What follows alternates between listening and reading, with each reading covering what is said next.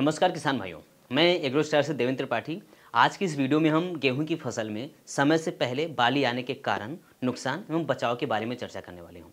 तो किसान भाइयों, जैसा कि हम सबको पता है, गेहूं की बिजाई के समय जो अनुकूल तापमान होना चाहिए वो 20 डिग्री सेल्सियस से लेकर के 25 डिग्री सेल्सियस तक होना चाहिए। और साथ ही साथ अगर बात करें कल्ले के फुटाव की अवस्था या फिर बढ़वार की अवस्था में, औसतन 10 डिग्री सेल्सियस से लेकर के 15 डिग्री सेल्सियस का जो तापमान होता है सबसे अनुकूल माना जाता है। लेकिन इस बार जिन किसान भाइयों ने अगेती गेहूं की बुआई या समय से गेहूं की बुआई की थी, उनके गेहूं की फसल में समय से पहले बालियों का आना तथा साथ ही साथ कल्ले के फुटाव में कमी और फसल की बढ़वार में विभिन्नता देखने को मिल रही है। जिसका सबसे मुख्य कारण यह है कि पौधों की बढ़वार की अवस्था या कल्ले के फुटाव की अवस्था में अधिक तापमान का होना, जिसकी वजह से पौधे पोषक तत्वों का अवशोषण सही तरीके से नहीं कर पा रहे हैं और पौधों में अजैविक तनाव उत्पन्न हो गई, जिसकी वजह से ये समस्या किसान भाइयों के गेहूं की फसल में आ रही है। ये प्रॉब्लम ज़्यादातर उन्हीं किसान भाइयों की हो रही है जिन्होंने समय से बुआई की थी या अगेती बुआई की थी, क्योंकि उस समय जो तापमान था वो गेहूं की फसल के अनुकूल नहीं था। किसान भाइयों, अगर इस तरह की समस्या आपको आ रही है तो इसके बचाव के लिए आप खेत में पर्याप्त नमी को बना के रखें